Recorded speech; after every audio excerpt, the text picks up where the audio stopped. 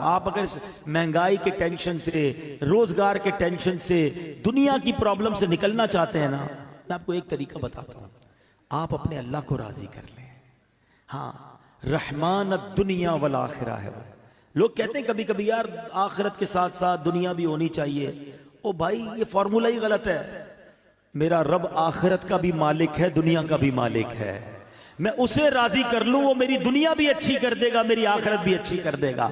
एक टारगेट जिंदगी में बना लो, मैंने अल्लाह को नाराज नहीं करना है, मैंने अल्लाह की रिजा वाले काम करने हैं। वल्लाह वो तुम्हारी रोजी में बरकत डालेगा, वो तुम्हारे दिल में सुकून डालेगा, तुम्हारे घर में सुकून और चाशनी डाल देगा, तुम्हारे घर में आफियत आ जाएगी, लाइफ एंजॉय करने लगोगे, क्योंकि रब राजी है ना। एक फॉर्मूला याद रखो, जिससे रब राजी उससे सब राजी।